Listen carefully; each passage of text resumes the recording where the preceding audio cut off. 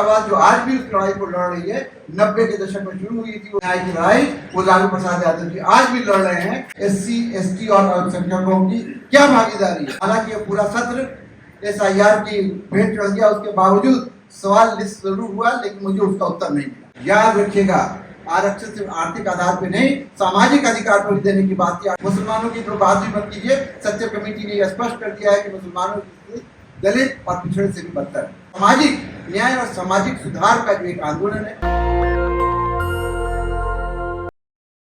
देखिए, हम लोग मंच पे होते हैं, हम लोग सदन में होते हैं, हम लोग व्याख्यान में और दूसरों में जाते हैं, लेकिन यहाँ पे आकर के मुझे लग रहा है कि हम लोग कितने छोटे हैं और कितना छोटा काम करके इन जगहों में बैठे हैं। जो असल काम, जो बड़ा काम, जो सलाम करने योग, प्रणाम करने योग, नमन करने योग जो काम है, वो आप लोगों ने किया। आप लोगों को एक बार फिर से पढ़ा और पूरी इंडिया इंटरव्यू की टीम को इसके लिए प्रोत्साहन मिलना चाहिए, इसके लिए बधाई मिलनी चाहिए कि ऐसे हीरोज को, जो अनसंग हीरोज हैं, जिनको लोग जानते नहीं, पहचानते नहीं, पूरी तरह से उनकी योग्यता का, उनकी क्षमता का कहीं पे कोई वर्णन नहीं होता है, उन लोगों को आप लोगों ने सम्मानित किया है। ये बहुत बड़ा काम है। दूसरी अहम चीज़ ये है कि जिस बात पे, जिस मौजूद पे, जिस टॉपिक पे, जिस संदर्भ में आप लोगों ने आयोजन किया है, वो भी बहुत अहम है। दलित, पिछड़ा, अल्पसंख्यक राजनीति और आज का भारत। देखिए, अगर आप आज से कुछ दिन पहले की बात करें, 90 के दशक की बात करें और उस दौर की राजनीति की बात करें, तो हिंदुस्तान की राजनीतिक क्षितिज पे जो उभरते हुए सितारे थे, चाहे वो दल कोई भी हो, चाहे वो पार्टी कोई भी हो, उसमें अधिकतर नेतृत्व, चाहे वो भारतीय जनता पार्टी नहीं हो, चाहे कांग्रेस हो, चाहे राष्ट्रीय जनता दल, तो खैर जाहिर सी बात है पिछड़े की पार्टी है, लेकिन जो भी बड़ी पार्टियां थी देश की, उसका नेतृत्व पिछड़े, अति पिछड़े के हाथ में थी।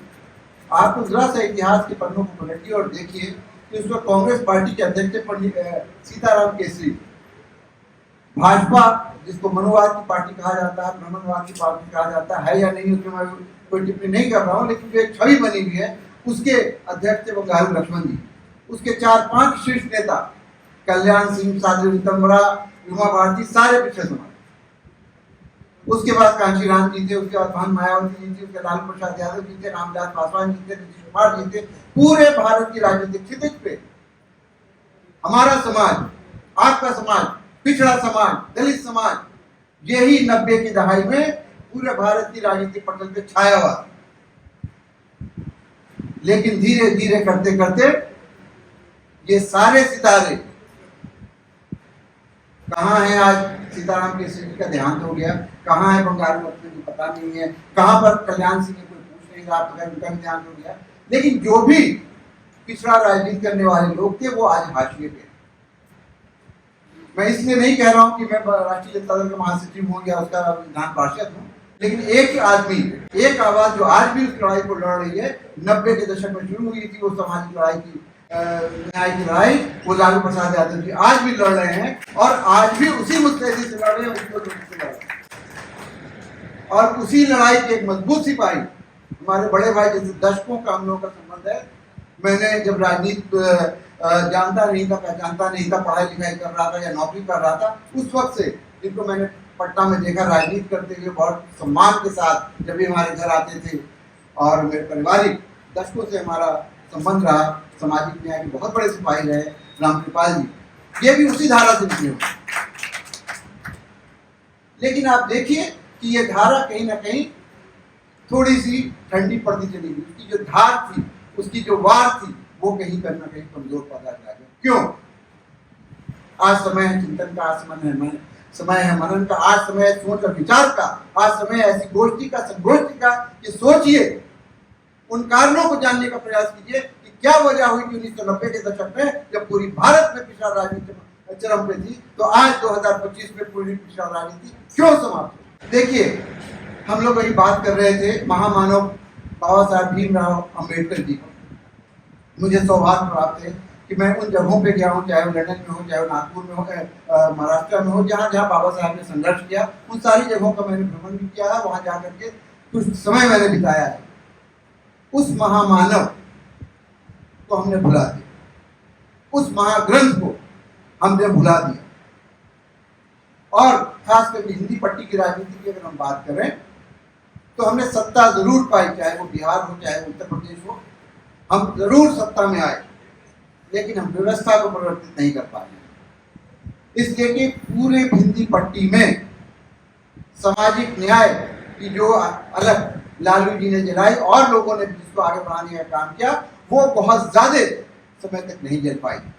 हमने कोई ऐसा आंदोलन नहीं खड़ा किया जो ज्योतिबा फुले ने किया था, जो सावित्री फुले ने किया था, जो गौरियम्मा ने किया था, जो पेरियार ने किया था। शिक्षा का वो आंदोलन, सामाजिक परिवर्तन का वो आंदोलन हम हिंदी पट्टी में नॉर्थ ऑफ इंडिया में नहीं कर पाए।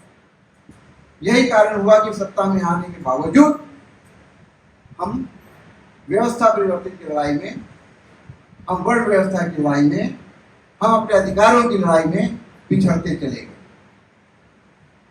फिर एक बार इन लोगों को बधाई देना चाहता हूं कि इसको आपने सेंटर में लाने का काम किया।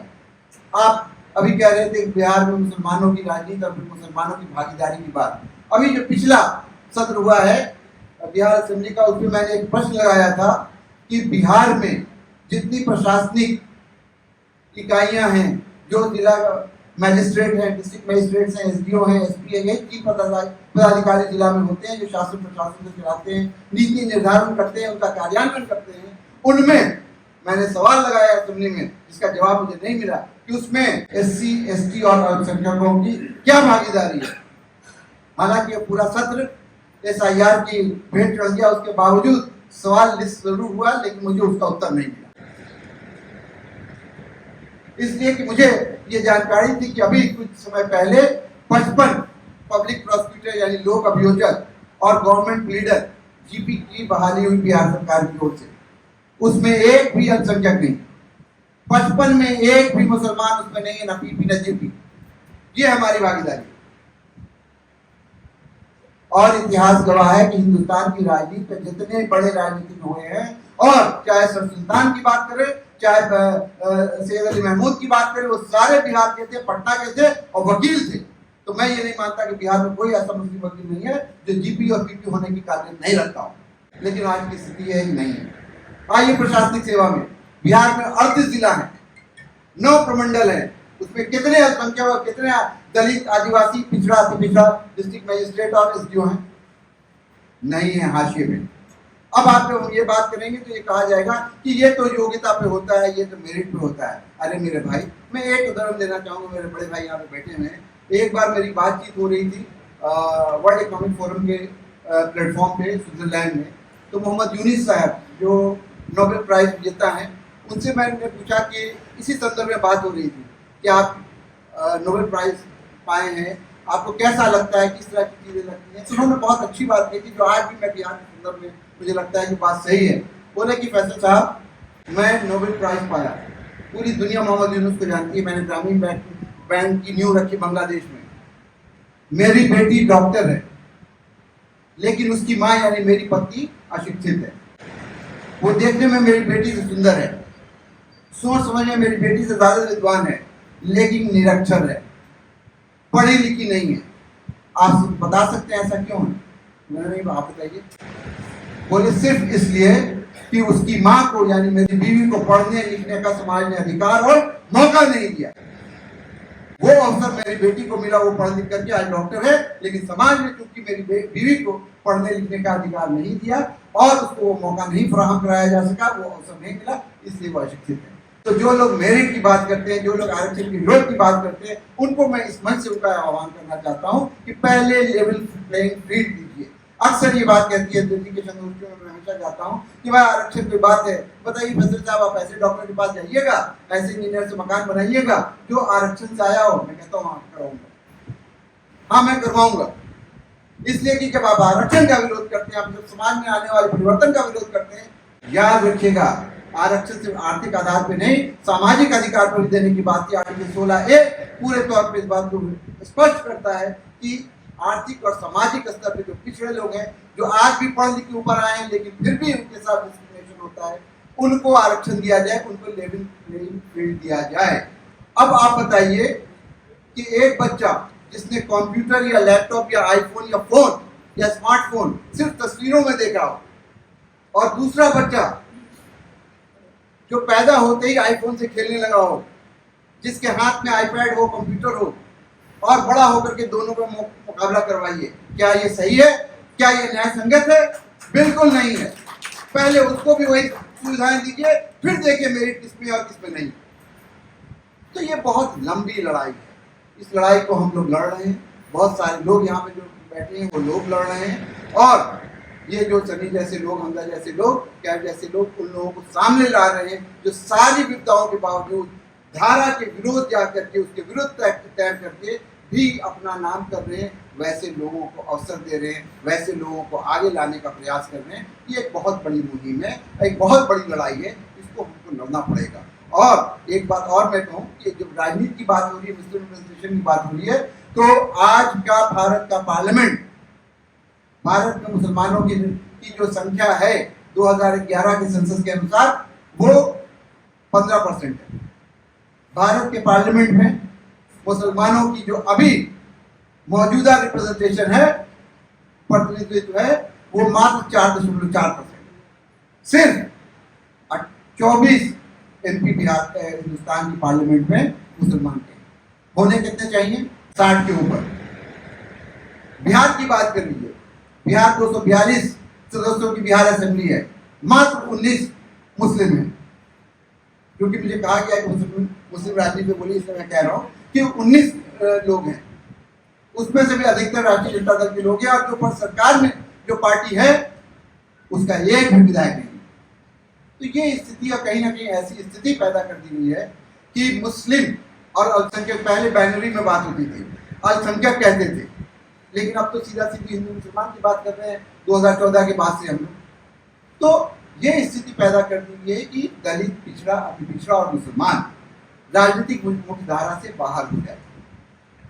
चाहे वो शिक्षा का क्षेत्र हो, 2.7% पिछड़ा है। पूरे भारत में जितने प्रोफेसर हैं उनकी संख्या 2.7%। सरकारी नौकरियों में 12.7%।